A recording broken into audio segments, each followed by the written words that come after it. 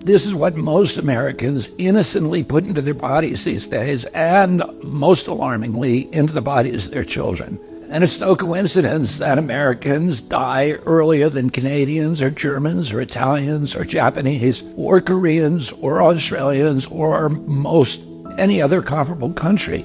And it wasn't always that way. Until the early 1990s, our life expectancy was the same or better than other developed countries. Then suddenly, more and more Americans began suffering from chronic diseases, from obesity, cancer, diabetes, kidney disease, Alzheimer's, heart disease, and all kinds of autoimmune diseases. Our maternal mortality rate soared to the highest of any developed country on earth. Same with infant mortality. Like the frog in the slowly boiling water, we didn't really notice as we got sicker and sicker. We've grown now to accept chronic disease conditions as normal. But now, in 2024, we're finally waking up to this cataclysm, and we're asking ourselves, how in the world did this happen? Well, a big part of it is our diet.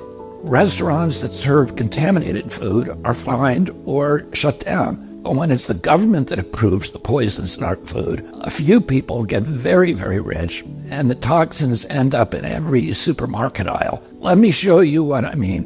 Doritos, Cheez-Its, Cap'n Crunch, gummy bears. Everyone knows that these are junk foods, so maybe you wouldn't be too surprised to see that the ingredients include a lot of poisons, including a harmful yellow dye called atrazine, or yellow dye number 5. What you may not know is that this dye was originally made out of the sludge that's left over when you turn coal into coke for blast furnaces. It's called coal tar, and I've actually sued many big industries for legacy contamination of coal tar all around the country because it's so toxic and it's so harmful to the environment and human beings. A century ago, it was just an obnoxious industrial byproduct that everybody was trying to figure out ways to get rid of. One of the ways that they did that was by paving roads. But then a British chemist figured out that the coal tar could be used to derive fabric dye. And if fabric dye, why not food?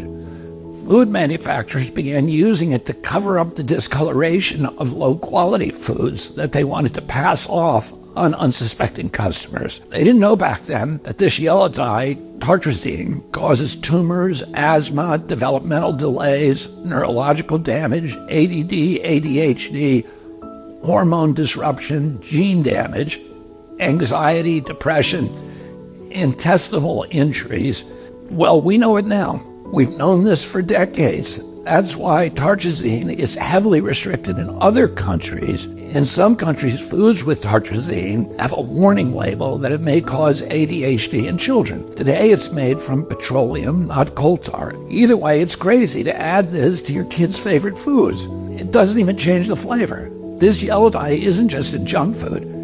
It's in the foods that we consider healthy. It's in everyday kids' snacks like popcorn, mac and cheese, fruit snacks. It's in sports drinks like Gatorade and so-called vitamin water. It's even added to chicken broth, to corn, to pickles, to mustard, and to yogurt.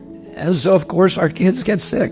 And we lovingly feed them chewable vitamins which have, surprise, tartrazine. And so the cycle continues until the coughs and asthma kick in, at which point you go to pick up some cough syrup. And yeah, you guessed it, tartrazine. I've been picking on tartrazine today, but that's just one of at least 100 chemical poisons that our health agencies allow into our children's food. I can make a video just like this to talk about Red 40, BHA, BHD, potassium bromate, chemical after chemical, and on and on and on. If just one of them can cause all of these problems, imagine what they're doing in combination. That's never been studied. If we took all of these chemicals out, our nation would get healthier immediately.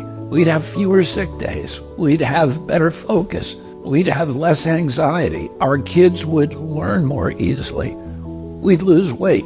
We'd have more energy. We'd have fewer tumors and longer lives. It's not all dark. Over the past 16 years, the government has banned 8 chemical additives that cause cancer, genetic damage, asthma, and many of the other health conditions, as tartrazine does. And you know what's interesting? All 8 of those crucial steps forward in our kids' health were taken under President Trump. But the Democrats who claim to be all about health care have stood by watching other countries ban these poisons and make our kids sick, asthmatic, hyperactive, and depressed. They left them on every supermarket shelf in America. They even used your tax money to put them in your kids' school lunch. So their big food and their big ag donors probably gave them all that golden handshake and the big money hug. And their big pharma donors probably called them up and thanked them also, because now they're going to make billions selling Adderall, Prozac, and rescue inhalers. Enough is enough. President Trump and I are going to stop the mass poisoning of American children. Together,